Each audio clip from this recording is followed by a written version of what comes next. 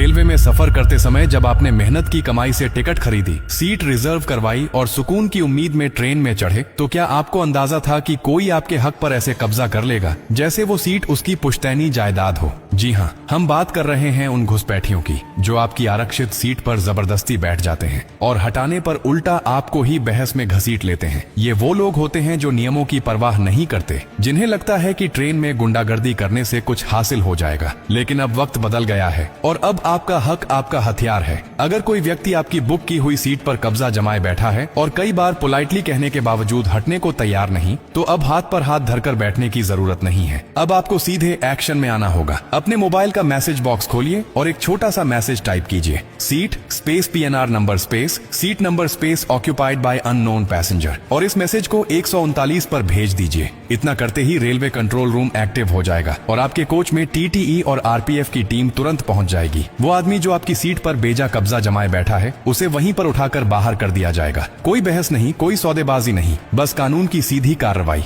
उसे या तो फौरन सीट छोड़नी पड़ेगी या फिर रेलवे अधिनियम की धारा 155 और 162 के तहत उस पर कानूनी कार्यवाही होगी, जिसमें फाइन और जेल दोनों का प्रावधान है। ट्रेन में सीट बुक करके बैठना सिर्फ सुविधा नहीं, ये आपका कानूनी अधिकार है और उस अधिकार को कोई छीन नहीं सकता, चाहे वो कितना ही तगड़ा, चालाक या झगड़ालू क्यों न हो। आपने देखा होगा कि ट्रेन में कुछ लोग बड़े आराम से महिलाओं के डिब्बे में घुस जाते हैं, कुछ लोग बुजुर्गों की बुक की हुई सीट पर बैठकर खुद को मासूम साबित करने की कोशिश करते हैं, तो कुछ यात्रियों को धमकाकर उनकी सीट हड़प लेते हैं। लेकिन अब इन सब का खेल खत्म। अब अगर कोई आपके हक पर डाका डालेगा तो RPF की लाठी और कानून का शिकंजा उसका इंतजार कर रहा होगा। भारतीय रेलवे ने यात्रियों की सुरक्षा और सुविधा के लिए यह सिस्टम शुरू किया है ताकि कोई भी व्यक्ति अपनी रिजर्व की हुई सीट से वंचित न रहे। यह नियम हर किसी पर लागू होता है, चाहे वो जवान हो या बुजुर्ग, पुरुष हो या महिला, चाहे वो परिवार के साथ सफर कर रहा हो या अकेला। अक्सर देखा गया है कि महिलाएं या बुजुर्ग ऐसे मामलों में चुप रह जाते हैं, डरते हैं कि विवाद न हो जाए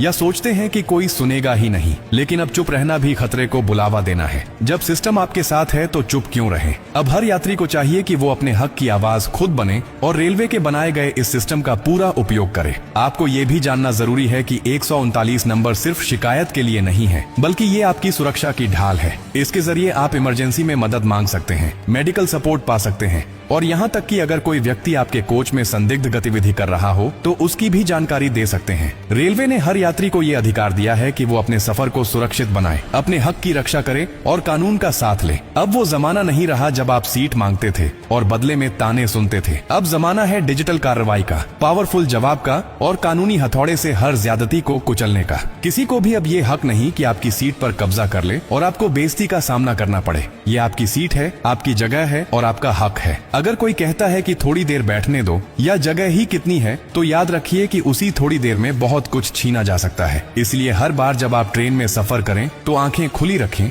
अपने टिकट की डिटेल सुरक्षित रखें और 139 नंबर का सही उपयोग करना सीखें। यह जानकारी सिर्फ आपके लिए नहीं, बल्कि हर उस व्यक्ति के लिए है जो ट्रेन में सफर करता है और जिसने कभी न कभी इस तरह की ज्यादती झेली है। इसलिए इस जानकारी को अपने तक मत रखिए, इसे अपने दोस्तों, परिवार और सोशल मीडिया पर जरूर शेयर कीजिए ताकि हर भारतीय नागरिक अपने अधिकारों को जान सके और ट्रेन की सीट पर जबरदस्ती करने वालों को करारा जवाब दे सके।